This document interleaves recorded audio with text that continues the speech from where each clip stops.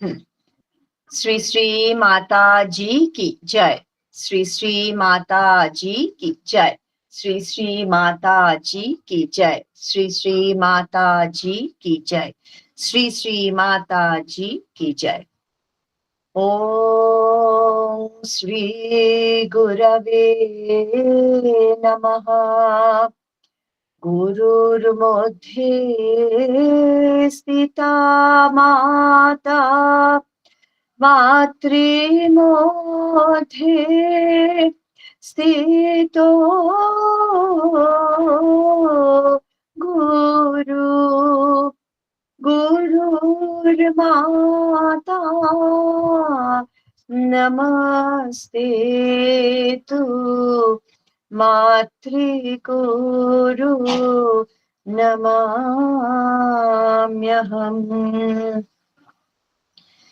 या देवी ब्रह्मरूपिणी या वन्दिता शिवादिभिः शोभा माता सा जननी मातृगुरु प्रकीर्तिता। भक्ति भावेन नित्यं प्रणमाम स्तवैस्तुता। वन्दामहे वायामहो वन्दामहे वायामहो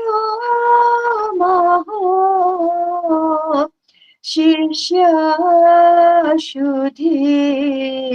भक्तवृन्दा।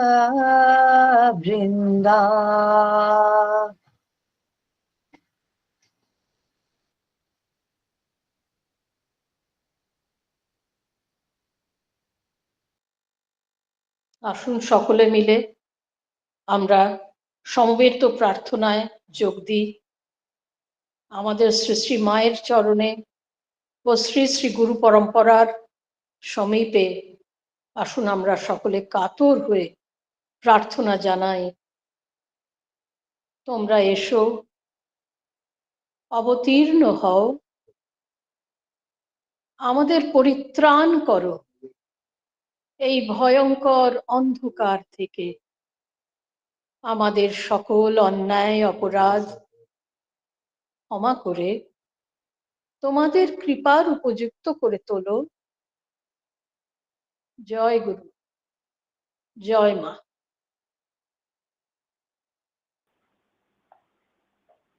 জয় মা। আজকে আমাদের প্রার্থনা সভার বিষয় গুরু পূর্ণিমা, তাই অমৃত লিখভেরিলি থেকে একটি অংশ, মজাদার অংশ, আকর্ষণীয় অংশ পাঠ করছি, যেখানে আর কিছু নয়, আমাদের মামুলি কৃপার পরিচয় আমরা পাবো, আমাদের গুরুর কৃপার পরিচয়।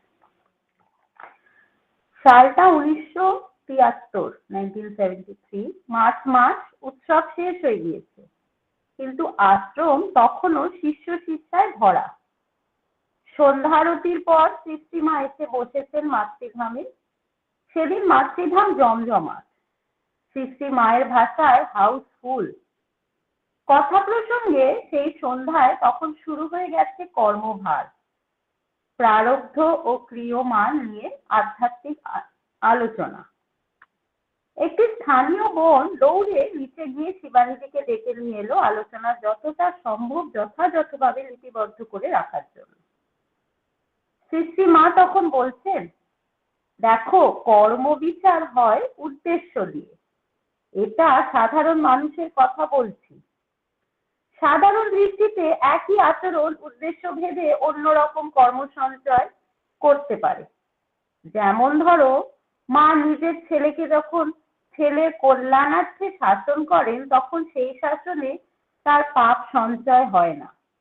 কিন্তু সেই মা ধরো রাস্তার একটি ছেলেকে মারলেন, তখন তার পাপ হতে পারে, যদি তিনি সেই ছেলেটিকে শাসন করেন বিদ্বেষ বুদ্ধি থেকে। তাকে সুপথে চালিত করার উদ্দেশ্য নিয়ে নয়। তাহলেই দেখো, একই রকম কাজ কিন্তু উদ্দেশ্য ভেদে কর্মফলে পার্থক্য হয়ে গেল। আর এক রকম করে বলি, এক সন্ধ্যায় ছেলে পড়ছে চেঁচিয়ে, মা শুনছেন। কিছুক্ষণ শুনে মা একটা ধমক দিলেন পড়ার থেকে চেঁচানো বেশি হচ্ছে বলে। আর একদিনের কথা, মা একটা ঘরে বসে টিভি দেখছে, ছেলে একটু দূরে বসে পড়ছে চেঁচিয়ে চেঁচিয়ে। মা ছেলেকে ধমক দিলেন এত জোরে পড়ার জন্য। ছেলেকে শাসন করলেন, কিন্তু ছেলের উন্নতির জন্য নয়, নিজের সুবিধার জন্য। দুটি কর্মই আপাত দৃষ্টিতে এক, কিন্তু উদ্দেশ্য ভেদে দুই রকম কর্মফল দেবে। একটাতে পাপ সঞ্চয় হয় না, অন্যটাতে কর্মফল সঞ্চিত হচ্ছে। মহাপুরুষগণের কর্ম পদ্ধতি আলাদা।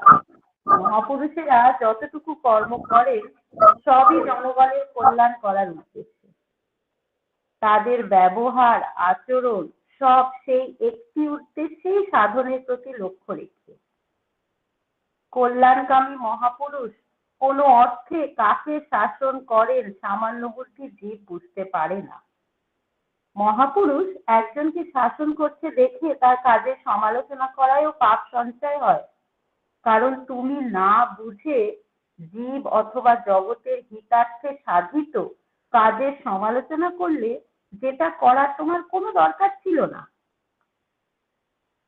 কেউ একজন প্রশ্ন করলো মাকে, মা, একদিন ধরো আমার সামনে তুমি একজনকে কোনো কাজের জন্য খুব সমালোচনা করলে, তিরস্কারও করলে, কিন্তু আমার ধারণা সে ইচ্ছাকৃতভাবে ভুল করেনি, তখন কি করা উচিত আমার? মামুনি বললেন, ওই সময় সাধারণত উঠে চলে যাওয়াই উচিত। সামনে থাকতেই যদি হয় চুপ করে থাকবে। মনে মনে ভুলেও ভেবো না তোমার গুরুজি না জেনে তিরস্কার করছে। তার রাগের সঠিক কারণ তুমি জানো না। মনে মনে প্রার্থনা করবে, হে প্রভু, আমি অপারগ, তোমার কাজে কিচ্ছু বুঝি না। যদি আমার মনে বিদ্বেষ বুদ্ধি এসে থাকে তুমি আমাকে ক্ষমা করো। সেই দিন সারা সকাল মামুনি দূর দূরান্তের সন্তান যারা উৎসবে আসতে পারেনি তাদের চিঠি লিখে উৎসবের সংবাদ দিয়েছেন। চিঠির বান্ডিল তৈরি করে রাখা হয়েছে, সন্ধ্যায় সেগুলি ডাকে ছাড়ার জন্য। এক একজনের হাতে এক এক বান্ডিল দেওয়া হবে। কাকে কোন বান্ডিল ডাকে ফেলতে হবে তাতে কার কার চিঠি রয়েছে সব আলাদা করে লিখে রাখা হতো। গুরু ভাই সুব্রত রাহা সে বছর উৎসবে আসতে পারেনি। কোনো খবর না দিয়ে হঠাৎই সেই সন্ধ্যায় এসে সকলকে চমকে দিয়েছেন। তাকে লেখা চিঠিখানা সিস্টিমা বান্ডিল করে বের করে হাতে হাতে দিয়ে দিলেন। তখনই চিঠিখানা পড়তে পড়তে সুব্রত রাহা প্রশ্ন করলেন, তুমি চিঠিতে এই কথা লিখেছো কেন? উৎসবান্তে তোমাদের সকলকে বাবার আশীষ জানাই। মামলি বললেন, একই তো কথা হলো। এইসব উৎসবাদিতে গুরু পরম্পরা উপস্থিত থাকেন, তাদের বিশেষ আশীর্বাদ লাভ করা যায়। তাদের সবার আশীর্বাদ গুরুজির আশীর্বাদের মধ্যে দিয়েই পাবে। উনি আবার প্রশ্ন করলেন, তাহলে ওই সময় যারা উপস্থিত তারা তো এই বিশেষ আশীর্বাদ লাভ করছে, আর যারা তোমার পত্রাশীষ পাচ্ছে তারাও কি ততটাই পুণ্য লাভ করছে? মামুনি উত্তর দিলে, তা কি করে হবে? ধান মাহাত্ম্য আছে তো। ধান মাহাত্ম্য যে স্থূল আশীষ লাভ করবে তা কি কখনো না এসে পাওয়া সম্ভব? তবে দূরস্থিত সন্তানকেও গুরু বঞ্চিত করেন না। পত্রের মাধ্যমে তারা সেই আশীষের খানিকটা পায়। আরো একটা কথা, উৎসবাদিতে বিশেষ বিশেষ দিনে বিশেষভাবে ভোগ টানা হয়। যারা স্থূলত কাছে থাকেন তাদের পাপরাশিও গ্রহণ করতে হয়। অনেক সময় এই ভোগ এত বেশি হয়ে যায় যে উৎসবের পরেও ভুগতে হয়। এই বলে মামুনি তার এক নীল কালশিরার দাগ দেখালেন। উৎসবের দিন হঠাৎই সামান্য ধাক্কা লাগা উপলক্ষে এক হাতে এক বিশাল কালশিরা পড়ে গিয়েছিল। এখনো সেই ভোগ টানার কষ্ট পাচ্ছেন। সুব্রত রাহা দেখে অবাক হয়ে গেলেন। কি কি ওষুধ লাগানো হচ্ছে খবর নিলেন। সবাই চুপ হয়ে দেখছে। কিছুক্ষণ সকলেই চুপচাপ বসে রয়েছে হতবাক হয়ে। জয় মা, আজ এইটুকুই থাক।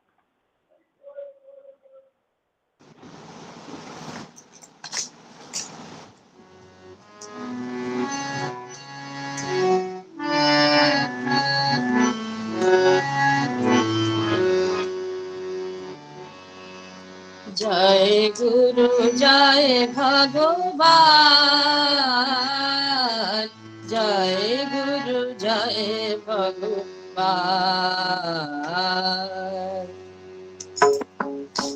জয় গুরু জয় ভগবান, জয় গুরু জয় ভগবান, জয় গুরু জয় ভগবান, জয় গুরু জয় ভগবান।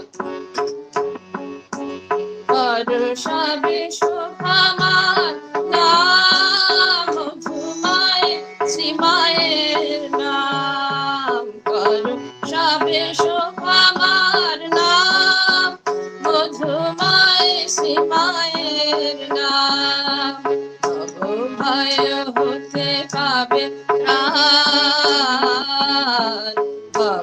ভয় হতে পাবে ত্রাণ, তিনি গুরু তিনি ভগবান, তিনি গুরু তিনি ভগবান, জয় গুরু জয় ভগবান, জয় গুরু জয় ভগবান।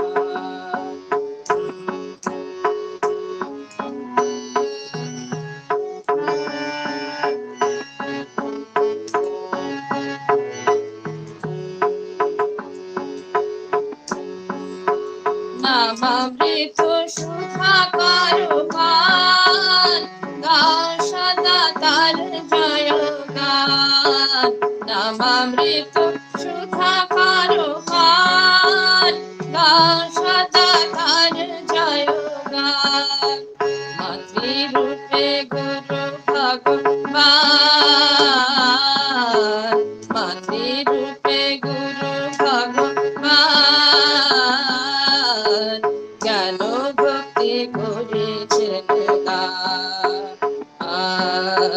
জ্ঞান ভক্তি করেছেন দান। জয় গুরু জয় ভগবান, জয় গুরু জয় ভগবান।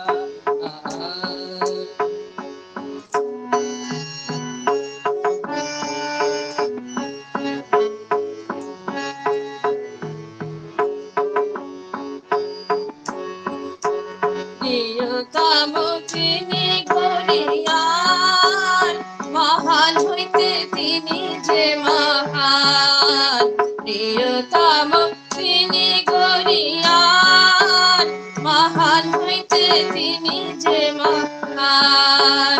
তার লাগি যদি কাঁদে প্রাণ, তার লাগি যদি কাঁদে প্রাণ, দুঃখ তাপ হবে অবসান,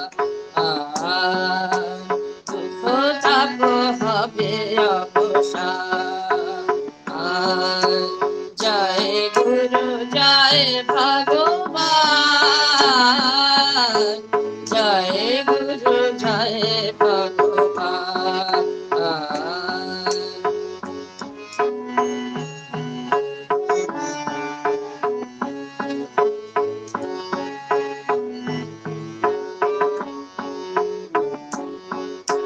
কৃপাময়ী করুণা নিধান, পাই যেন শ্রীচরণে স্থান। কৃপাময়ী করুণা নিধান, পাই যেন শ্রীচরণে স্থান। অধমের লাভ প্রণাম, অধমের লাভ প্রণাম,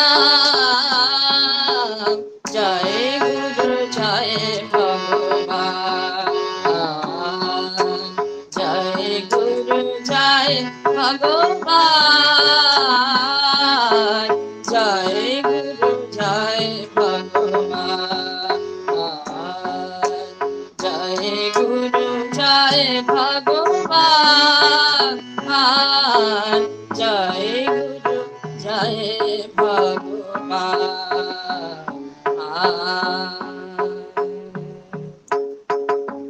জয় মা। श्री श्री माता जी की जय, श्री श्री माता जी की जय, श्री श्री माता जी की जय, श्री श्री माता जी की जय। আজকে আমার নামটা দেওয়া হয়েছে মামনির স্মৃতির কথা বলার জন্য, কিন্তু আমি সত্যি বলছি আমি না একদম প্রিপেয়ার ছিলাম না, কি বলবো, পড়ে বলবো না নিজের অভিজ্ঞতা থেকে বলবো, মানে অনুভূতি থেকে কিছুই বুঝতে পারছিলাম না। এখনই আমি লুকুকে বললাম কি বলি লুকু মামনির কথা। তো লুকু, একটা মামনির যে আমাদের বই আছে অনন্ত শ্রী 108 শোভা মাতাজি, এই হিন্দি বইটা, যেটা নির্মলাদি মানে লিখেছেন, ব্রহ্মচারিণী শিবানী দেবীর নামে। ওই বইটা না লুকু চোখ বন্ধ করে জাস্ট খুললো যে মামনি কি বলবে আজকে দিদি মা। তো ওটার মধ্যে মামনির বিশ্বরূপ দর্শনের কথা ওই পেজটা বেরিয়েছে।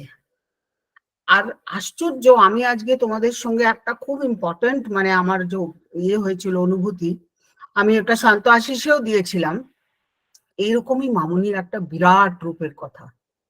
তোমাদের সবার মনে আছে কিনা জানি না, মানে অনেক বছর আগের কথা, ঠিক গুরু পূর্ণিমা আমাদের মানে গঙ্গা দশেরার যে সংখ্যাটা আসে সেই সংখ্যাতে এটা বেরিয়েছিল। গুরু পূর্ণিমার দিন, যেদিন গুরু পূর্ণিমা, সেদিন আমাদের বাড়িতে কিন্তু একটা ছোট একটা ভালোই উৎসব হয়। তো দিনের বেলা সকালবেলা যেমনি আমরা মামনিকে অঞ্জলি দেই, সেরকম অঞ্জলি দিয়েছি আমার মা, আমি, আমার ভাই খোকন, আমরা বাড়িতে যারা ছিলাম। অঞ্জলি দেওয়ার পরে আমি আসনে বসছি পেছনে, মানে পুজো ঘরের বাইরে আর কি, ভেতরে ভোগ টোগ দেওয়া হচ্ছে, তা আমি বাইরে বসে জপ করছি। আর কোনোদিন আমার এত ভালো করে ধ্যান লাগে না, আমি না কেমন জানি একদম জপের মধ্যে লীন হয়ে গেছি। আর আমি দেখছি আস্তে আস্তে মামনির পাশে আমি দাঁড়িয়ে আছি। মামনি মাথা যেরকম করে ঝুটি বাঁধে ওরকম ঝুটি বাঁধা, গলায় মামনির শাড়ি এখানে বাঁধা, আর আমি মামনির পাশে দাঁড়িয়ে আছি। তো মামনি আমাকে বলছে হাত ধরে চলো আমার সাথে। তা আমি বললাম তুমি কোথায় নিয়ে যাচ্ছ আমাকে? তো মামনি কোথায় আমাকে হঠাৎ করে নিয়ে গেল, চোখটা খুলে দেখছি সামনে মানে একটা বিরাট বড় মামনি, এত বড় মামনি, মানে আমি তোমাদেরকে বলতে পারবো না, মানে আকাশ ছোঁয়ার মতন, মানে মাথা এমনি করে আমাকে উপরে হয়ে দেখতে হচ্ছে মামনির চেহারাটা। আর আমার পাশেও কিন্তু মামনি দাঁড়িয়ে আছেন। আমি একবার এই মামনিকে দেখছি, আবার ওই বিরাট বসা মামনি, উনি চেয়ারে বসে আছেন, দাঁড়িয়ে না, এমনি চেয়ারে যেমনি বসে থাকে ওরকম বসে আছেন, ওরকম আমি দেখতে পাচ্ছি। আর মামনি আমাকে বলছেন আমার পাশে দাঁড়িয়ে কি প্রণাম করো প্রণাম করো। তো আমি না মামনির পা প্রণাম করব, তোমাকে কি বলবো, আমাদের মানে মামনির এক একটা বুড়ো আঙ্গুল মনে হচ্ছে যেন আকাশের মতন, এত বড়, বিরাট বড়। ওই আমার এখনো মনে আছে, ওই আঙ্গুলে বুড়ো আঙ্গুলের মধ্যে হাত আমি প্রণাম করছি। আমরা ঠিক ছোট কাই আঙ্গুলের মতন মামনির সামনে দাঁড়িয়ে রয়েছি যারা, আমি আর আমার পাশে মামনিও দাঁড়িয়ে রয়েছে। তারপরে উনি আমাকে বলছেন, বড় মানে বিরাট মামনি, তুমি তো অঞ্জু। তা আমি তখন বলছি তুমি আমাকে চেনো? তো বলছে হ্যাঁ আমি তোমার সব কথা জানি। তো আমি না তখন এই আমার পাশে যে দাঁড়িয়ে আছেন মামনি, আমি ওনাকে দেখছি। তো বলছে আরে ওটা তো আমার অংশ, ও পৃথিবীতে থাকে। হ্যাঁ আমি মামনি, এমনি করে বলছেন। তো আমার না তাও বিশ্বাস হচ্ছে না, আমি বললাম দেখতে একদম মামনির মতন, কিন্তু এত বিরাট, বাপরে এত বড় মামনি, সত্যি দেখে প্রথমে আমি ঘাবড়ে গেছিলাম। তখন উনি কি করলেন, নিজের হাতটা পাতলেন, বিরাট বড় হাত, মানে মাঠের মতন বলতে পারো, আর হাতটা একদম নিচে নিয়ে এসছে আমার পায়ের কাছে, আমাকে বলছে এটার মধ্যে ওঠো। তো আমি উঠলাম ওনার হাতে, আর আমাকে উনি ওপরে করে নিয়ে যাচ্ছেন, আর আমি কথা বলে যাচ্ছি। আমি বললাম, আমাকে কোথায় নিয়ে যাচ্ছ? তুমি যখন আমাকে জানো তাহলে আমাকে প্রুফ দাও যে তুমি জানো যে আমি অঞ্জু, তুমি আমার কি, আমার ইষ্ট মন্ত্র তুমি জানো কি? তো উনি বলছেন, হ্যাঁ আমি জানি। আমাকে মানে ওরকম করে হাতের মধ্যে নিয়ে মামুনি কানের কাছে, ওই বিরাট মামুনি আমারই মন্ত্র আমার কানে আমাকে বলছে, যে না আমার নামের মন্ত্র। তখন আমি একদম আরো ঘাবড়ে গেছি। আমি বললাম, তুমি কি করে জানো? আমি বললাম, আমাকে নিচে নামিয়ে দাও, আমার ওই মামুনি নিচে দাঁড়িয়ে রয়েছে আমার জন্য, আমাকে প্লিজ নামিয়ে দাও নিচে। তো আমার না ভয় লাগছে ওনাকে দেখে। তারপরে আস্তে আস্তে আস্তে আস্তে আমাকে হাতটা নিচে করলো, আর আমি তাড়াতাড়ি নেমে গেলাম। নেমে গিয়ে আমি মামুনিকে না জড়িয়ে ধরেছি। আমি বললাম, মামুনি তুমি কিন্তু আমাকে ছেড়ে যেও না, আমি এত বড় তোমাকে আমি কোনোদিন দেখিনি, আমার ভীষণ ভয় করছে। মামুনিও আমাকে না জড়িয়ে নিয়েছে একদম। আর আমি ওই ধ্যানের মধ্যেই যেন আমার ধ্যান ভেঙে গেছে। সেই দিনই ওই আসনেই বসে আমি দেখছি আমাদের পুজোর আসনে, যেখানে কাঠে বাবাজি মহারাজের ফটো, আমি না মামুনির পায়ে অঞ্জলি দিচ্ছি। সেদিন গুরু পূর্ণিমা, আমরা গুরু পূজা করে অঞ্জলি দিচ্ছি। অঞ্জলি দেওয়ার সময় দেখছি আসনের মধ্যে কাঠে বাবাজি মহারাজ নিজে দাঁড়িয়ে আছেন। আর ওনার রূপ কিন্তু ওরকম বিরাট না, মানে একদম খুবই মানুষের মতন ছোট দাঁড়িয়ে রয়েছেন। আর আমি যতবার 3বার অঞ্জলি দিচ্ছি, আমি মামুনিকে ধ্যান করে অঞ্জলি দিচ্ছি, কিন্তু ধ্যানে কাঠে বাবাজি মহারাজকে দেখছি। তো যাই হোক, 3বার তারপরে প্রার্থনা করলাম, মানে অঞ্জলি দেওয়ার পরে। তারপরে যখন হয়ে গেল সব, তো আমার ভাই, মা আর আমার ভাই, আমার মানে এখনো আমার কাঁপে ও শরীরটা ভাবলে, যে আমি খোকনকে বলছি, খোকন প্রথম কথা আমাকে বল, আমি কেন শুধু শুধু কাঠে বাবাজি মহারাজকে দেখলাম? যতবার আমি মামনিকে অঞ্জলি দিচ্ছি, আমি কাঠে বাবাজি মহারাজকে দিচ্ছি। তো তখন আমাকে বললো খোকন, আরে আজকে তো কাঠে বাবাজি মহারাজের জন্মতিথি। আমি বললাম, হ্যাঁ। বলে, গুরু পূর্ণিমা হচ্ছে মামনি মানে কাঠে বাবাজি মহারাজের কিন্তু জন্মতিথি, সেটা আমি জানতামই না, তাই জন্য হয়তো তুই দেখেছিস। আর দ্বিতীয় কথা, যখন আমি ওদেরকে বললাম যে জানিস আমি এরকম মামুনিকে দেখেছি, তখন খোকন বলছে, আজকে তুই কেমনিও করে মামুনিকে ফোন কর। তো সেদিন রাত্রিবেলা 9টার সময়, তখন বোধহয় মামুনি জাস্ট বিশ্রামে গেছে, মামুনি তখন কল্যাণীতে, বেনারসে না। তখন আমি মামুনিকে পুরো বললাম যে মামুনি আমি এরকম দেখেছি ধ্যানে। তখন মামুনি শুনে খালি বললেন, অনেক বড় কৃপা হয়েছে তোমার উপরে, আর এটাকে ছায়া দর্শন বলে। ওটা আমি কিছু জানি না এটার মানে কি, আমাকে মামুনি যা বললেন, আর আমাকে বললো যে কালকে সকালে উঠেই তুমি এটা পুরো লিখবে, লিখে এটা আমাকে কুরিয়ার করে পাঠাবে, এবার এটা নেক্সট সন্ত আশিসে ওটা লেখা হবে, দেওয়া হবে। তো আমার শুনে মানে একটাই ইয়ে ছিল, যে আমি যা দেখেছি সেটা সত্যি। উনি যে এত বিরাট, এত বড়, আমরা সত্যি একটা ছোট্ট গাই আঙ্গুলের মতন, আর মামুনিকেও আমরা অতটুকুনি দেখেছি। মানে বলে না, the tip of the iceberg, ভেতরে যে কত বড় জিনিস, মানে আমাদের কারো কোনো ধারণা নেই। এখনো আমি বলছি না, আমার মানে কিরকম কাটা দিয়ে উঠছে। মানে এটা একটা এমন অনুভূতি যে আমি জীবনভর তো ভুলবই না, কিন্তু এখনো যখন আমি কখনো ওইরকম চেহারাটা, ওরকম একটা ফর্ম তখন ইমাজিন করি, ভাবি, তখনও আমার মনে হয় আমি যা দেখেছি না সেটা আরো বড়। আমি এখন যতই বড় ভাবি না কেন, মনে হয় না ওটা তো আরো বড় ছিল। তো ওই রকম একটা দর্শন, সেটা আমি তোমাদের সঙ্গে শেয়ার করছি। আর আরেকটা আমি সবাইকে বলতে চাই মামুনির মহিমার কথা। অনেক বছর আগে আমার ঠাকুমা, মানে আমি জাস্ট আমার 11th মেট্রিক পাস করেছি ওই বছর। মামুনির তখন 50th মানে বার্থডে, 50 বছর মামুনি পুরো হয়েছে, গোল্ডেন জুবলি মামুনির জন্মদিন উৎসব পালন হয়েছে। কিন্তু নাগপুরে আমার ঠাকুমা, অনেকে জানে আমার ঠাকুমাকে, অনেকে দেখেছে আগের যারা শিষ্য। তো আমার ঠাকুমা খুব অসুস্থ, একদম বেড রিডেন, মানে হাফ সাইড প্যারালাইসিস হয়ে গেছে। She was really suffering. 1 বছর থেকে মামুনি না আমার ঠাকুমা একেবারে বিছানায়। আর আমার মাই বেশি সেবা করতো, একজন নার্স ছিল, ও করতো, কিন্তু যেভাবে আমার মা করতো অমনি কেউ পারতো না করতে। তো যাই হোক, তো আমার বাবা মা ভক্ত ছিলেন ভীষণ, আর আমার ঠাকুমা, তার এত ছেলে মেয়ে ছিল কিন্তু বাবার প্রতি একটা আলাদা টান ছিল, জানি না কেন। একটা থাকে না একটা স্পেশাল পেট চাইল্ড, বোধহয় ওরকমই হবে।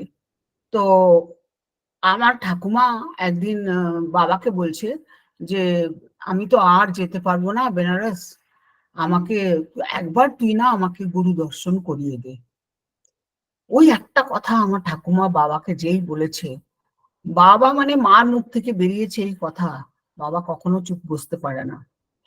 কেমনি করে বাবা বেনারস আসলো উৎসবের আগে, উৎসব তখন ফেব্রুয়ারি মাসের বোধহয় ফার্স্ট উইকে বাবা গেল।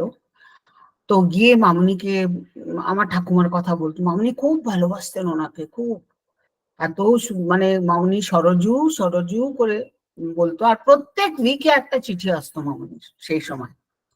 তো বাবা গিয়ে মামুনিকে বলেছেন যে বাবা মামুনি আমার মার তো এরকম বিছানায় একদম শয্যাগত, উঠে তো আসতেই পারবে না, তো মার একটা আবদার তুমি রাখবে, আমার মা আমাকে বলেছে উনি একবার গুরু দর্শন করতে চায়, তো তোমাকে একবার নাগপুর আসতে হবে। মানে তখন আমি তোমাকে বলছি তো এটা 70s এর কথা, তখন নাগপুর বেনারস ডাইরেক্ট কোনো ট্রেন নেই, আসতে হলে একটা কাশি এক্সপ্রেস বলেছিল, সেটা ভায়া জবলপুর আসতো। মানে ভায়া মানে কি, এটা নাগপুর আসতো না, বেনারস টু জবলপুর, তারপরে জবলপুর থেকে তোমাকে বাই রোড নাগপুর আসতে হবে, এত মানে ঝামেলার জার্নি ছিল। কিন্তু বাবা যখন বলেছে মামুনিকে, মামুনি না এক কথায় বলেছে ঠিক আছে উৎসবের পরে আমি যাব নাগপুরে। তখন মামুনি অল্প বয়স, যাই হোক শি ইজ জাস্ট 50। তো ঠিক মামুনি উৎসবের পরে জবলপুর এসছে, জবলপুর থেকে নাগপুর আসবে, আর নাগপুরে আমাদের মানে সব অ্যারেঞ্জমেন্ট চলছে, 4-5 জন, তখন আমার মনে আছে তখন সুধাদি, ভাইদি, দিশোনা, আর মীরাদি মনে নেই আমার, জয়াদি, জয়াদি মানে ওই সরি দিদিমণি, উনি 5 জন আশ্রমিকা এসেছিলেন। আর ওই সময় আমরা না কিছু জানতামও না ভালো করে কেমনি অ্যারেঞ্জমেন্ট করতে হয় কি করতে হয়, ওরাই এসে সব করে নিল। আর আমাদের বাড়িটা বিরাট বড় ছিল, বাংলোটা আমাদের 10টা না 11টা রুম ছিল ওটা আমাদের। তো মামনি একটা সাইড আমরা পুরো ছেড়ে দিয়েছিলাম। তো দিশনাথ দিদিভাই, হ্যাঁ সরি দিদিভাই এসেছিলেন, তো এরা সব নাগপুরে এসেছিলেন। আর আমার ঠাকুমা তখন মানে জানো একদিকে আমার খাটের মধ্যে, উনি সব জানছেন, ওনাকে আমরা এক একজন এসে বলে যাচ্ছি, আমরা আমার ঠাকুমাকে বম্মা বলতাম। তা আমরা বলছি বম্মা মামুনি এসে গেছে, বম্মা বলে কে কে এসছে সব জিজ্ঞেস করেছে। আর শ্রমিকারাও এক একজন করে এসে মামুনি আমার ঠাকুমার সঙ্গে দেখাও করে গেছে, মামুনি তখনও আসেনি। তারপরে যেদিন মামুনি নাগপুরে পৌঁছেছে সেদিন সন্ধ্যেবেলা এদিকে না এত পাবলিসিটি হয়েছে, আর যাই না পুলিশ ছিল বাবা বলে আরো লোকরা জানে, তো এত লোক এসছিল মামুনির দর্শন পেতে, মানে তারাও ভাগ্য করেছে যে এরকম করে তাদের দর্শন, সবাই মানে জাস্ট ভক্ত, বা কেউ জানে কেউ জানে না, কিন্তু যে শুনেই মানে তারা মহাপুরুষ এসছেন একজন, তাকে দেখতে এত লোক এসছেন। তারপরে ওরা সব চলে গেছে, কীর্তন টীর্তন হলো, উনি মামুনি হরিলুট দিল, আর তারপরে মামুনি আমার ঠাকুমার কাছে এসছে। তো আমার ঠাকুমা শুধু মামুনিকে খালি দেখছে, কিচ্ছু কথাই বলতে পারছে না, কি সরজু কেমন আছো তুমি, এমনি মামুনি জিজ্ঞেস করছেন। তো আমার ঠাকুমা খালি চোখ দিয়ে জল পড়ছে, কিছু কথাই বলতে পারলো না। তারপরে মামুনি এরকম মাথায় হাত দিয়ে তারপরে মামুনি চলে গেছেন। তো ভোরবেলা সকালে উঠে আমার মা ঠাকুমাকে বলছেন, কালকে মামুনি তোমার সাথে তোমার সামনে এসে দাঁড়িয়েছিল দেখেছিলে? আমার ঠাকুমা বলছে হ্যাঁ দেখছি তো বিনা, কিন্তু কিছু কথাই কইতে পারলাম না আমি। সত্যি মানে কিরকম অবাক হয়ে গেছে আমার ঠাকুমা, কোনো কথাই। তো আমি কি কমু মামুনি রে, যখন মামুনি আমার সামনে দাঁড়াইবো। তো তখন আমার ঠাকুমা মা শিখিয়ে দিচ্ছে আমার ঠাকুমাকে, বলে তুমি হাত জোড়, বলে আমি তো প্রণামও করতে পারবো না, বলে তুমি বিছানায় শুয়েই হাত জোড় করে প্রণাম করো, আর তুমি বলবে যে মামুনি আমাকে হয় ভালো করে দাও, আর নাহলে আমাকে তুমি নিয়ে যাও তোমার কোলে। তো বললো আচ্ছা। তো তারপরের দিন দুপুরবেলা না মামুনি বেরিয়ে যাবে, বিকেলবেলা মামুনি আবার বাইক রোড চলে যাবে জবলপুর। যাওয়ার ঠিক আগে মানে একটা বাস করে এতজন এসছিল, জবলপুরের ভাই বোনরাও এসছিল, নাগপুর থেকেও এতজন লোক যাচ্ছিল, তো একটা বাস রওনা হয়ে গেছে, মামুনির সঙ্গে দুটো গাড়ি বাই রোড যাবে। তো তারা সব রওনা হয়ে গেছে, প্রায় বাড়ি আমাদের অলমোস্ট খালি। আমি আমরা সব রয়েছি, আর আমার বাবা আর সুশীলদার ওয়াইফ আছে না, সে আমার মানে মামাতো দিদি মীরাদি, ও আর সুশীল মানে আমার বাবা, তারা খাটের অপোজিটে দাঁড়িয়ে রয়েছে। তারা মামুনি যে আমার ঠাকুমার কাছে মাথার সামনে এসে দাঁড়িয়েছে, বাবারা ঠিক অপোজিট দিয়ে দেখতে পাচ্ছে, আর আমরা তো মামুনির সঙ্গে ওই লাইনেই দাঁড়িয়ে রয়েছি, আমরা মামুনির চেহারাটা দেখতে পারিনি। তো আমার ঠাকুমাকে মাথায় হাত দিয়েছে, হাত বুলাচ্ছে, তখন মামুনিকে আমার ঠাকুমা হাত জোর করেছে, তো আবার মামুনি আবার ও হাত দিয়ে ধরেছে, তখন বলছে মা আমাকে ত্রাণ করো, আর কিন্তু কিচ্ছু বলেনি আমাকে ভালো করে দাও বা আমাকে কিচ্ছু না, বলে মা আমাকে ত্রাণ করো। আর আমার মামুনি কিন্তু কোনো জবাব দেয়নি, শুধু হেসেছে আমার ঠাকুমাকে দেখে। হেসে কয়েক সেকেন্ড না মামুনি দাঁড়িয়েছিলেন, এইটা আমরা দেখিনি, আমার বাবা আর আমার দিদি অপোজিটে দাঁড়িয়েছিল, ওরা দেখলো যে মামুনির চোখের থেকে কিরকম একটা ফোকাস লাইটের মতন আমার ঠাকুমার দিকে ঢুকলো, আবার ওই ফোকাস লাইটটা ওয়াপিস মানে ফেরত আবার মামুনির চোখে, আর মামুনি না একদম টার্ন হয়ে গেল, ওই যে একটা কি আসলো একটা লাইটের মতন এসে আবার ওটা ফেরত চোখে, আর তারপরে মামুনি না এক সেকেন্ড দাঁড়ায়নি, মামুনি একদম পেছন ফিরে তারপরে একদম বেরিয়ে চলে গেছে। আর যখন মামুনি রওনা হয়ে যাচ্ছেন তখন আমার বাবা খুব কাঁদছে, মানে একদম বাচ্চার মতন কাঁদছেন আমার বাবা, মানে একটা এত বড় মানে পুলিশ অফিসার, এত বড় একজন, সে এরকম ভাবে কাঁদছে, লোকরাও দেখে খুব অবাক হয়েছে। মামুনি যখন চলে গেছেন তখন বাবা আমাদের সবাইকে নিয়ে হল রুমে বসে বলে দাঁড়া আমি আজকে কি দেখেছি আমি তোদেরকে বলছি শোন। আমরা বললাম যে আমরাও তো সামনে ছিলাম, তো বলছে, তখন দিদিভাই বলছে না আমি ছিলাম মামুর পাশে, আমরা দুজনে দেখেছি মামুনির চোখ থেকে এরকম একটা আলোর মতন ফোকাস বেরিয়ে এমনি আমার ঠাকুমার মধ্যে এমনি ঢুকেছে আবার বেরিয়েছে, এটা তো আমরা দেখতেই পারিনি। তো আমার বাবা বললো আমি সাক্ষাৎ দেখেছি। তারপরে কি বলবো আপনাদের সবাইকে, যে আমার ঠাকুমা তার পরদিন থেকে একদম চুপচাপ হয়ে গেল, কোনো কথা নেই কিছু না, নাহলে আমার ঠাকুমা কনস্ট্যান্ট ডেকে যেত, একে ডাক ওকে ডাক এমনি করতো, কিন্তু উনি না কিরকম শান্ত হয়ে গেলেন। আর মামুনি নাগপুর থেকে গেলেন জবলপুর থেকে কাশী এক্সপ্রেসের ট্রেন ধরে বেনারস, যেই বেনারস পৌঁছেছে নাগপুর থেকে ফোন গেছে যে আমার ঠাকুমা আর নেই। মামুনি জাস্ট বেনারস আশ্রমে পৌঁছেছে আর আমাদের এখান থেকে বাবা ফোন করেছে। তো আমাদের ফ্যামিলির উপরে মামুনির অনেক কৃপা, অনেক দয়া, আর এগুলো সব আমার ঠাকুমা আর দাদুর জন্য, তারাই প্রথম মানে দীক্ষিত আমার মানে মামুনির থেকে। আর আমরা আজকে আমি খুব গর্ব দিয়ে বলতে পারি যে আমরা 5 জেনারেশন আমরা মামুনির আশ্রিত। জয় মা, জয় মা।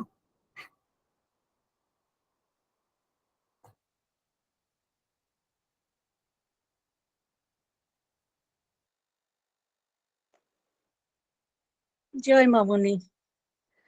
আসন্ন গুরু পূর্ণিমা উৎসব উপলক্ষে আজকের এই বিশেষ সমবেত প্রার্থনায় আমি আমার নিজের লেখা একটি গান মাতৃবন্দনা করছি।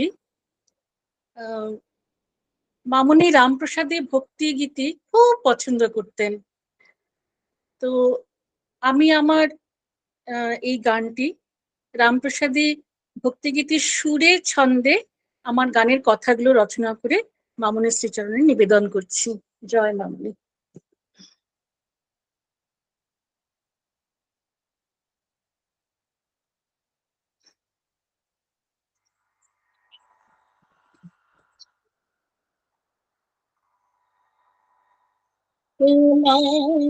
তোমার চরণ দুখানি ও মা, তোমার চরণ দুখানি আমার হৃদ মাঝারে নিত্য পুজি মাগো আর কিছু না জানি হৃদ মাঝারে নিত্য পুজি মাগো আর কিছু না জানি ও মা তোমার চরণ দুখানি ও মা তোমার চরণ দুখানি সন্তানের মঙ্গলের তারে নিত আছো সঙ্গে জানি সন্তানের মঙ্গলের তারে নিত আছো সঙ্গে জানি আমার জীবন পথে সহায় মাগো সদাই তোমার ভয় বাণী জীবন পথে সহায় মাগো সদাই তোমার অভয় বাণী তোমার চরণ দুখানি ও মা তোমার চরণ দুখানি দয়াল গুরু তুমি মাগো কৃপাময়ী আনন্দিনী দয়াল গুরু তুমি মাগো কৃপাময়ী আনন্দিনী তোমার পরশে মোর হরষে চিত পরশে মোর হরষে চিত মুখ মঙ্গল দায়িনী ভব সিন্ধু পার করে মা ধীরা আমার জীবন তরি ভব সিন্ধু পার করে মা ধীরা আমার তরি খানি আমার ভক্তি তুমি মুক্তি তুমি তুমি ত্রিতাপহারিণী ভক্তি তুমি মাগো আমার ভক্তি তুমি মুক্তি তুমি তুমি ত্রিতাপহারিণী ও মা তোমার চরণ দুখানি ও মা তোমার চরণ দুখানি আমার হৃদ মাঝারে নিত্য পুজি মাগো আর কিছু না জানি হৃদ মাঝারে নিত্য পুজি মাগো আর কিছু না জানি ও মা তোমার চরণ দুখানি ও মা তোমার চরণ দুখানি জয় মা জয় মা। আজকে আমি তোমাদের যে ঘটনাটা বলবো তার আগে আমি মিষ্টিকে একটা ধন্যবাদ জানাই। আমি যে মামনির পিক্টোরিয়াল বায়োগ্রাফিটা তৈরি করার চেষ্টা করছি, আমার যাওয়ার কথা ছিল দিল্লিতে, কিন্তু আমার শরীরটা খারাপ চলছিল। মিষ্টি কলকাতায় 2টো অ্যালবাম নিয়ে এসে আমাকে দিয়ে সমস্ত ছবি যা তোমার চাই সমস্ত দিয়েছিল। মিষ্টি একটা ভালো কথা, ওগুলো সব ডিজিটালাইজ করেছি আর ওগুলো সব টেকনিক্যাল ক্লিনিংটাও করেছি। তোকে আমি খুব ভালো কোয়ালিটির ওটার অ্যাক্সেস দিয়ে দেবো পরে। জয় গুরু আমি জয় তোকে মা ধন্যবাদ দিতে পারিনি, জয় এত জয় মা অসুস্থ জয় মা আমি তোকে জয় মা ফোন জয় করেও মা ধন্যবাদ দিতে পারিনি। তো ভীষণ হ্যাঁ ভালো কাজ হয়ে জয় গেছে। গুরু জয় গুরু জয় গুরু তিনি আমি এবার কাজ জাস্ট লেখাটা করিয়ে শুরু নেন। করছি। আমার আগামীকাল বেনারস যাওয়ার কথা ছিল, এত সুগার হাই হয়ে গেছে আমি যেতে পারছি না। আমার 400 সুগার আপাতত। আমি যে কথা বলছি এটাই, কিন্তু তোমরা এই গল্পটা শোনো, গল্পটা একটা অদ্ভুত অদ্ভুত ব্যাপার আছে।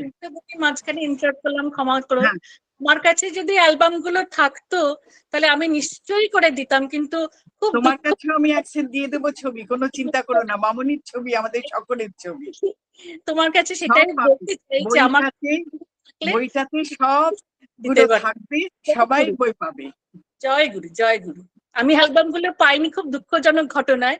যাই না হোক, ঠিক আছে, মামুর ছবি তোর সবার দিদির কাছেই তো আছে, দূরে তো কোথাও নেই, তোর দিদির কাছেই তো আছে। না, গল্পটা শোন, এটার থাকো। পেছনে একটা অদ্ভুত গল্প, এই গল্পটা আমি হঠাৎই পেয়েছি, আর আমি চাইছি যে তোমরা এটা মানেটা বুঝো। আর এক্ষুনি অঞ্জু যে কাছে বাবাজি মহারাজের দর্শনের কথা বললো, অদ্ভুত ভাবে এটা তার সঙ্গে লিঙ্ক। এটা যার জীবনের কাহিনী, তার সঙ্গে ভগবান ধর্ম কিছুর কোনো সম্পর্ক নেই। ভদ্রলোকের নাম নলিনীকান্ত সরকার, হাসির গানের রাজা বলে এককালে তার নাম ছিল। আর এক সময় কলকাতা থেকে যে বেতার জগৎটা বেরোতো, তার এডিটর উনি ছিলেন, এবং যখন উনি এডিটর ছিলেন বেতার জগতে, সেটা সব থেকে ভালো পিরিয়ড। এই ভদ্রলোকে আমি দুটো ইয়ার বলছি, মাথায় রাখো। এই ভদ্রলোক জন্মেছিলেন 1899-এ। কাঠিয়া বাবাজি মহারাজের দেহ রক্ষার বছর হলো 1909, 1909। এই দুটো ইয়ার প্লিজ মনে রাখো। এই ভদ্রলোকের যখন 16-17 বছর বয়স, তখন ওর প্রথম ম্যালেরিয়া ধরলো, তারপরে কালাজ্বর, তারপরে টাইফয়েড। 2 বছরের মধ্যে উনি একেবারে বিছানার সঙ্গে মিশে গেছেন। আমি ওর জবানিতে গল্পটা পড়ছি, তাই আমি শব্দটা এখানে নলিনীকান্ত সরকার জেনে নিও। অ্যালোপ্যাথি, হোমিওপ্যাথি, আয়ুর্বেদ, টোটকা, এমনকি গ্রাম্য দেবতারা পর্যন্ত হার মানলেন সেই দুর্জয় ব্যাধির কাছে। আমি পিতামাতার একমাত্র সন্তান। এক এক করে চিকিৎসকরা বাবা মাকে বলে গেলেন আমার কোনো চান্স নেই বাঁচবার, তারা যেন মন শক্ত করেন। এই আমাদের পরিবারটা ছিল পুরুষানুক্রমে বৈষ্ণব ধর্মাবলম্বী। কেবল নামমাত্র ধর্ম অবলম্বন নয়, আমার মা খুব ভক্তিমতী ছিলেন। যেমন ছিল তার কৃষ্ণ ভক্তি, তেমনি তিনি আনুষ্ঠানিকভাবে বৈষ্ণব ধর্ম পালন করতেন। গলায় তুলসী মালা তো ছিলই, একটা নির্দিষ্ট সময় তিনি প্রত্যেক দিন জপমালা নিয়ে নিভৃতে নাম জপ করতেন। আমাদের সংসারে কোনোদিন মাছ ছাড়া আর কোনো আমিষ ঢোকেনি। বাবা অবশ্য এসব কিচ্ছু মানতেন না, বাবা বাইরে গিয়ে সবই খেতেন। আমি খাটে শুয়ে আছি, একদিন সকালবেলা, বোধহয় সকাল 7:30-8টা হবে, আমার মা ঘরে প্রবেশ করলেন। তার পিছনে একজন সন্ন্যাসী, আধুনিক সন্ন্যাসী নন, সেকেলে সাধু, পরনে কৌপিন, গায়ে একটা শীতকাল ছিল, গায়ে একটা পাতলা শাল, আর মাথায় একটা কান ঢাকা টুপি, হাতে একটা কমণ্ডলু। খুব রোগা চেহারা, লম্বা, তামাটে গায়ের রং। চেহারায় কোনো বৈশিষ্ট্য সেরকম আমার মনে পড়ে না। এই সাধু আমাদের বাড়ির সামনে এসে একটা জয় হো বলেছিলেন। মা ভেবেছিলেন ভিক্ষা করার জন্য এসেছেন। উনি ভিক্ষার দিকে না তাকিয়ে মাকে জিজ্ঞেস করেছিলেন, বেটি মন মে দুঃখ ক্যা হ্যায়? হিন্দিতেই কথা বলেছেন আগাগোড়া। মা তখন তার ছেলের কথা বলেছিলেন, বাবা আমার ছেলেকে একটিবার দেখবেন, অনেকদিন অসুখে ভুগছে। সাধু বললেন, জরুর জরুর। এই বলে আমার ঘরে এসেছেন, আমার দিকে সস্নেহ দৃষ্টিতে চেয়ে বললেন, ক্যা বাচ্চা, ক্যা হুয়া, উঠ। এমন ভাবে কথাগুলি বললেন যেন আমার সঙ্গে তার কতকালের পরিচয়, যেন আমার অসুখের খবর পেয়ে ছুটে এসেছেন আমাকে দেখতে। উঠ শব্দটার মধ্যে এমন একটা জোর দিয়ে উচ্চারণ করলেন, মনে হলো যেন আদেশ। আর আমিও কেমন করে জানি না আস্তে আস্তে উঠে বালিশে হেলান দিয়ে বসলাম। সাধু স্থির নেত্রে কিছুক্ষণ আমার দিকে চেয়ে ঠিক হ্যাঁ বলে ঘর থেকে বেরিয়ে গেলেন। ততক্ষণে বাবা এসে গেছেন।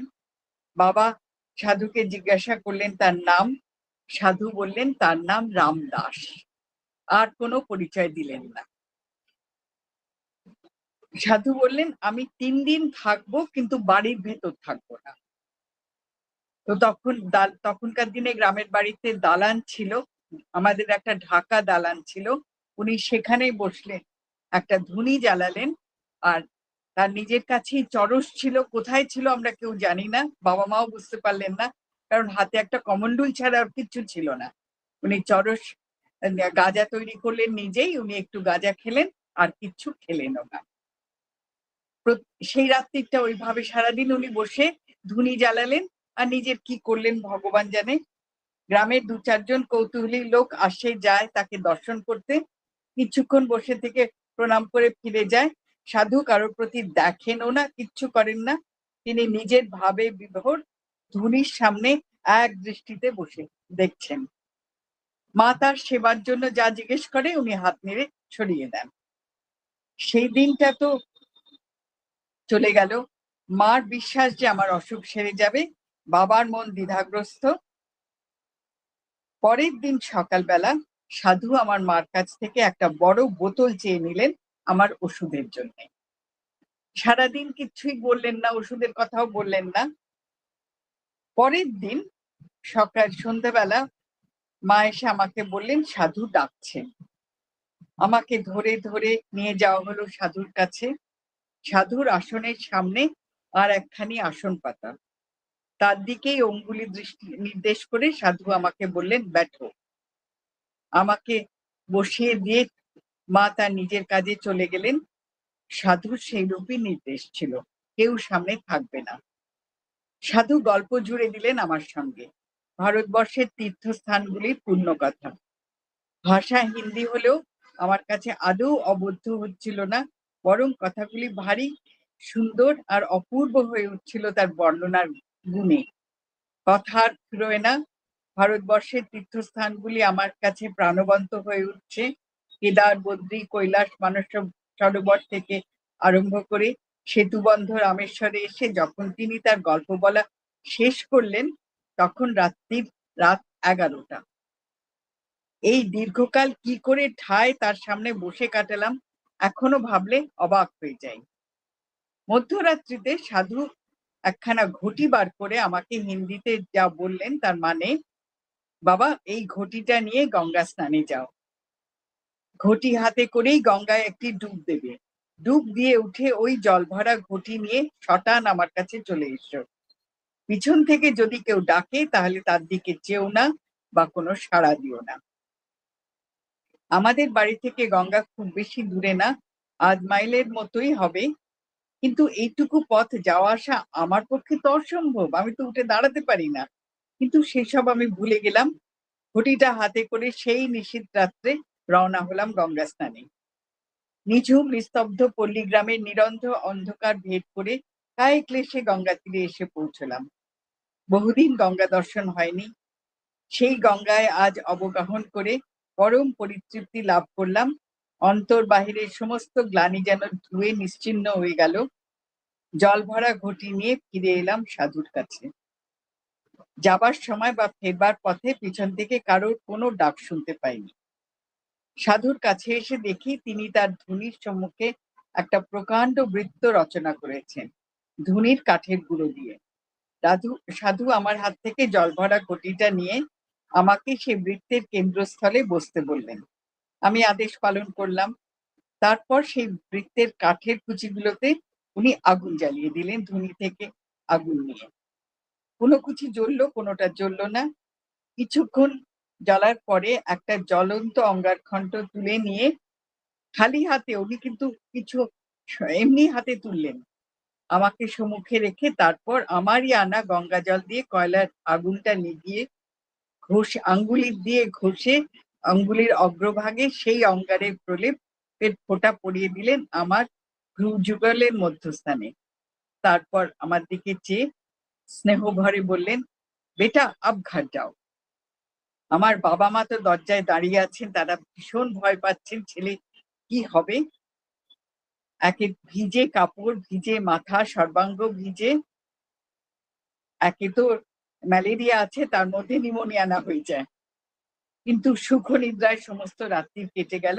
সকালবেলা ঘুম ভাঙতেই দেখি একটি বড় বোতল হাতে কক্ষের মধ্যে সাধু প্রবেশ করেছেন, যে বোতলটা দ্বিতীয় দিন তিনি মার কাছ থেকে চেয়ে নিয়েছিলেন।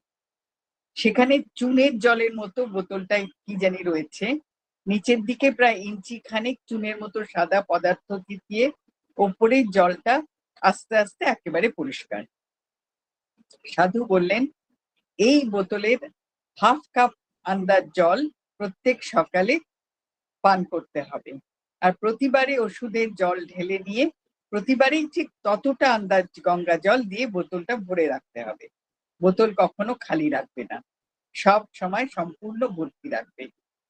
ওষুধ খেতে হবে 21 দিন, আর এই 21 দিন তিনি বলে দিলেন যে শুধু মাছ মাংস তেল তো নিষেধই, একমাত্র ছোলা খাবে।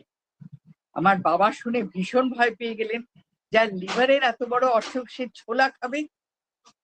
সাধু বললেন, না, খুব ভালো জিনিস তো।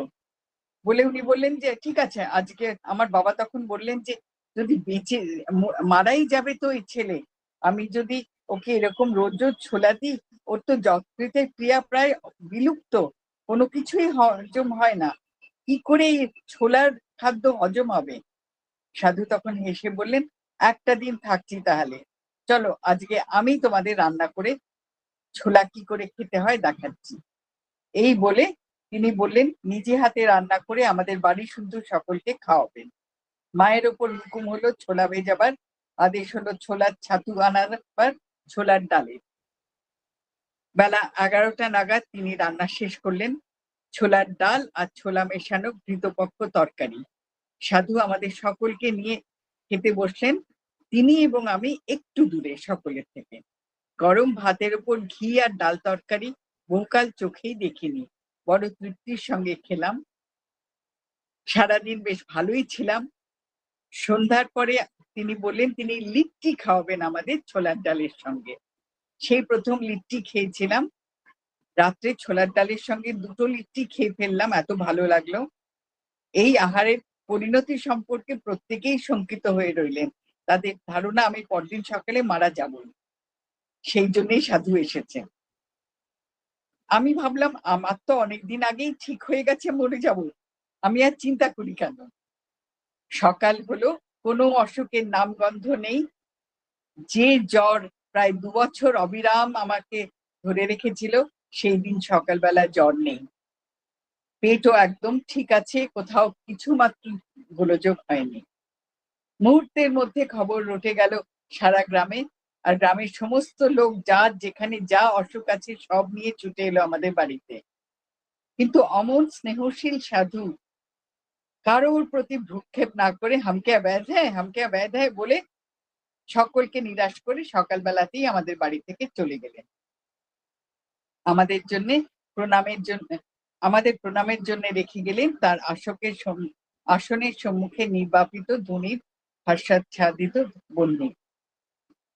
21টি দিন সাধুর অনুসারে ঔষধ পথ্যাদি গ্রহণ করে ওই ছোলা খেয়ে আমি সম্পূর্ণরূপে রোগমুক্ত হয়ে উঠলাম।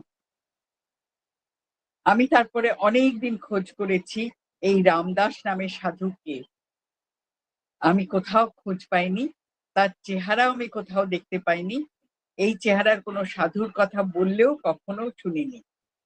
একবার শুধু শিবপুর আশ্রমে গিয়ে শুনেছিলাম যে এই রকম একজন সাধুর কথা, কিন্তু যাদের সঙ্গে কথা বলেছিলাম তারা কেউ সেই সাধুকে দেখেননি।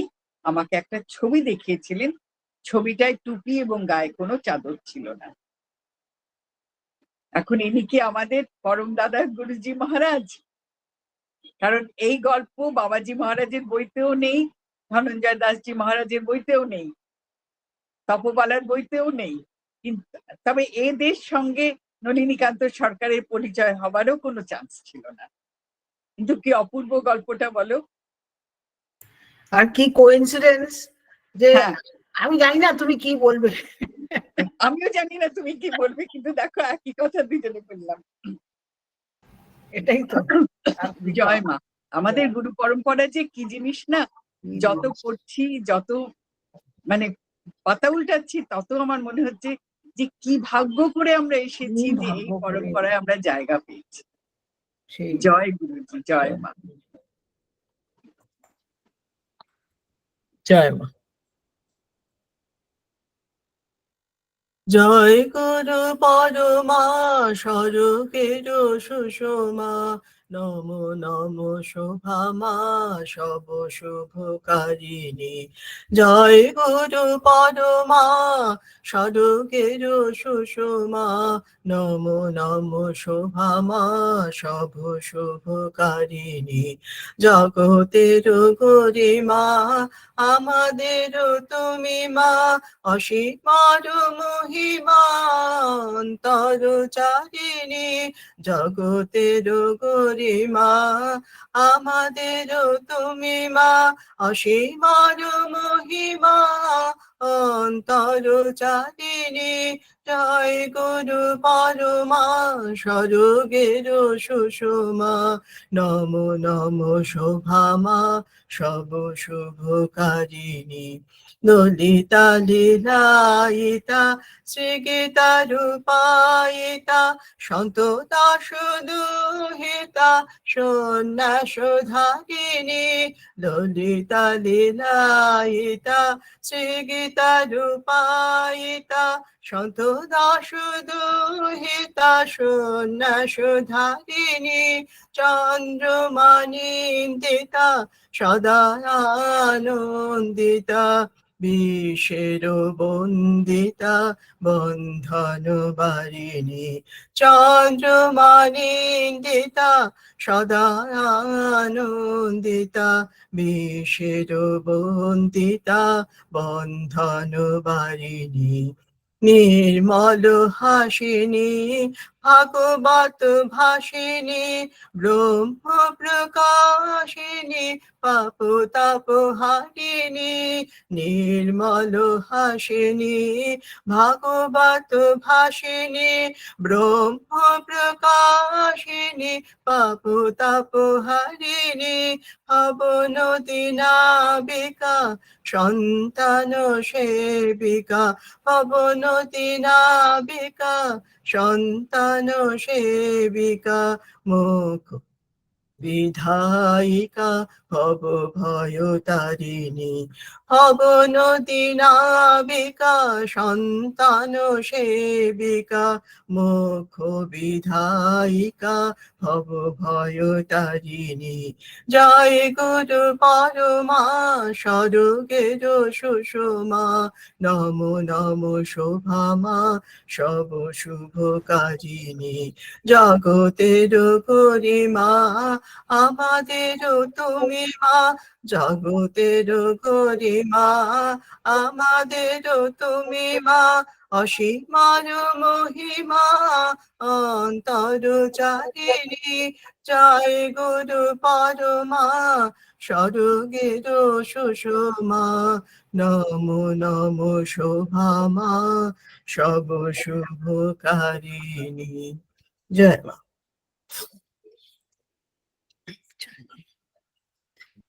হরি হরায় নমো কৃষ্ণ যাদবায় নমো হরি হরায় নমো কৃষ্ণ যাদবায় নমো যাদবায় মাধবায় কেশবায় নমো যাদবায় মাধবায় কেশবায় নমো গোপাল গোবিন্দ রাম শ্রী মধুসূদন গিরিধারী গোপীনাথ মদন মোহন জয় হংস ভগবান সনকাদি ভগবান জয় নারদ ভগবান নিম্বার্ক ভগবান জয় দ্বাদশাচার্য ভট্ট অষ্টাদশ জয় দশম দেবাচার্য দাস একাদশ শ্রী সন্ত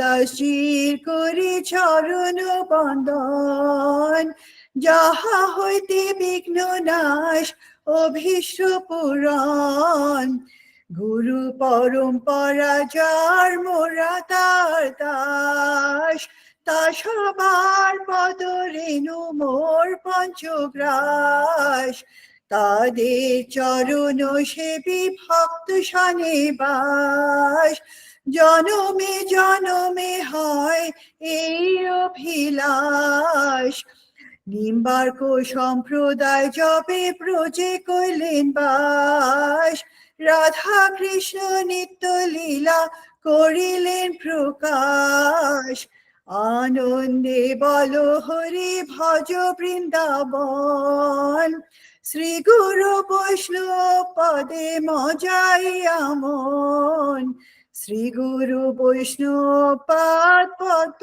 করিয়াস, নাম সংকীর্তন করে শ্রী মায়ের দাস, নাম সংকীর্তন করে শ্রী মায়ের দাস, নাম সংকীর্তন করে শ্রী মায়ের দাস। হরে কৃষ্ণ কৃষ্ণ কৃষ্ণ হরে হরে, হরে রাম রাম রাম হরে হরে, হরে কৃষ্ণ কৃষ্ণ কৃষ্ণ হরে হরে, হরে রাম রাম রাম হরে হরে, হরে কৃষ্ণ কৃষ্ণ কৃষ্ণ হরে হরে, হরে রাম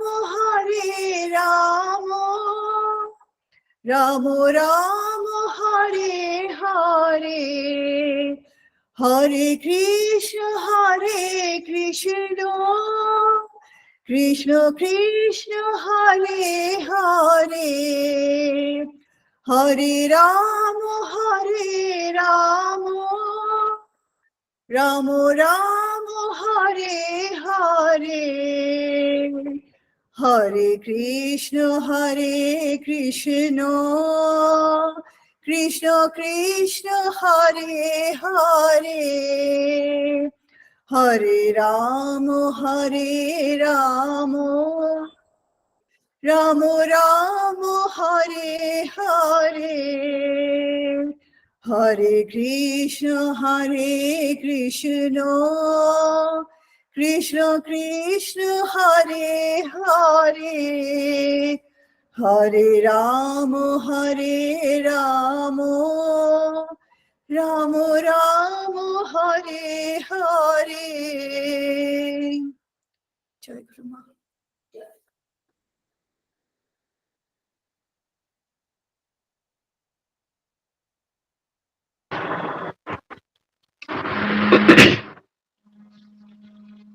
জয় মা জয় মা জয় জয় মা, জয় মা জয় মা জয় জয় মা, জয় মা জয় মা জয় জয় মা, জয় মা জয় মা জয় জয় মা, জয় মা জয় মা জয় জয় মা, জয় মা জয় মা জয় জয় মা, জয় মা জয় মা জয় জয় মা, জয় মা জয় মা জয় জয় মা, জয় মা জয় মা জয় জয় মা, জয় মা জয় মা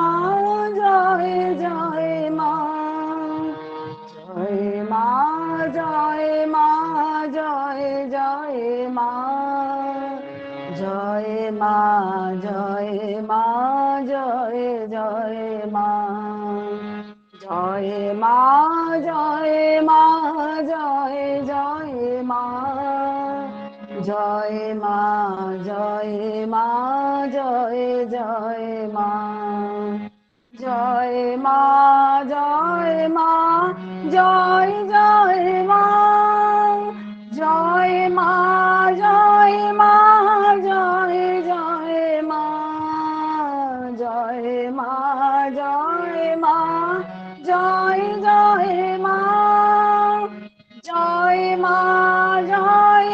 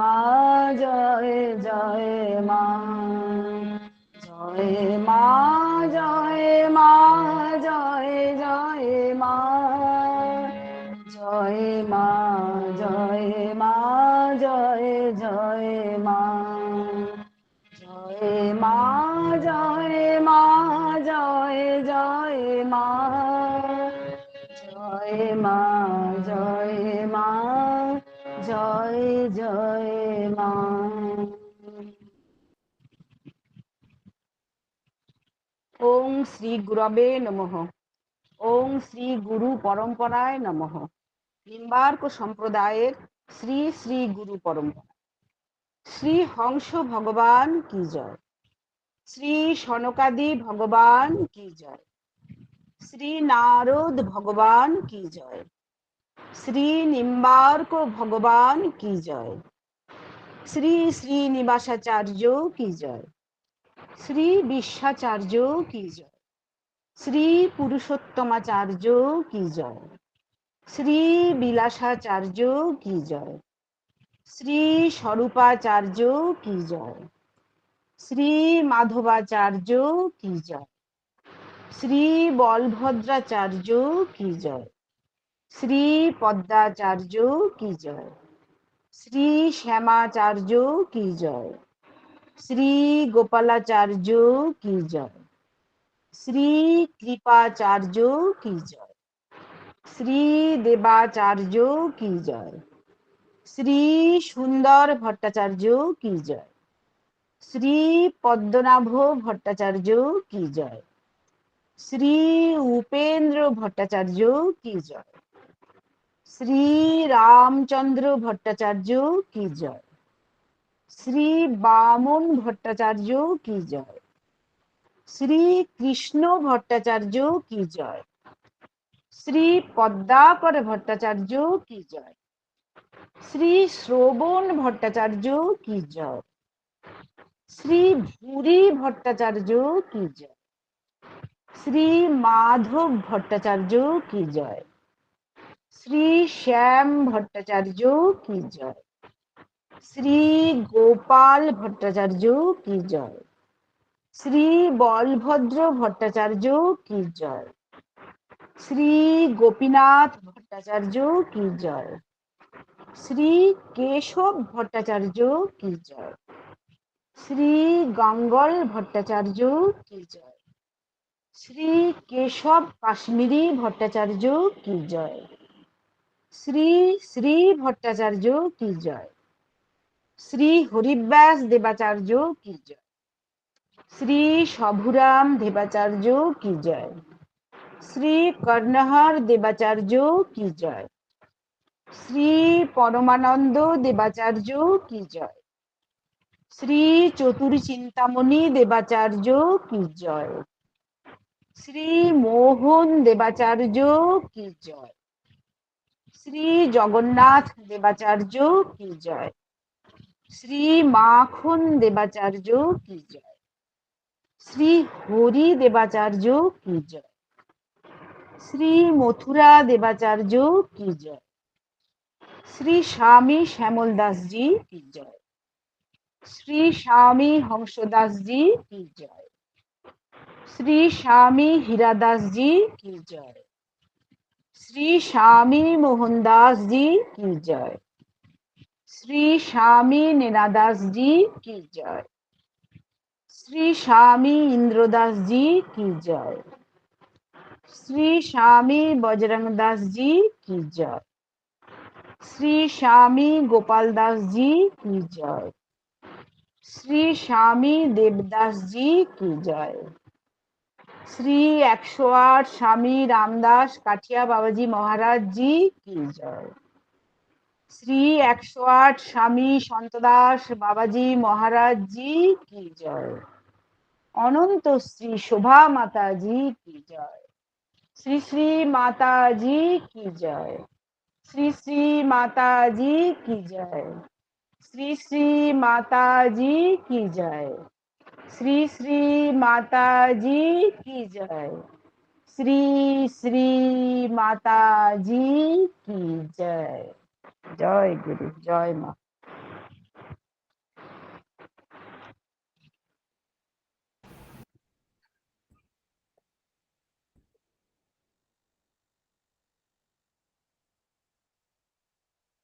ক্ষমা প্রার্থনা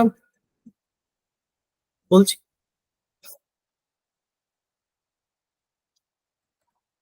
ত্বমেব মাতা চ পিতা ত্বমেব, ত্বমেব বন্ধুশ্চ সখা ত্বমেব, ত্বমেব বিদ্যা দ্রবিণং ত্বমেব, त्वमेव सर्वं मम देव देव आवाहनं न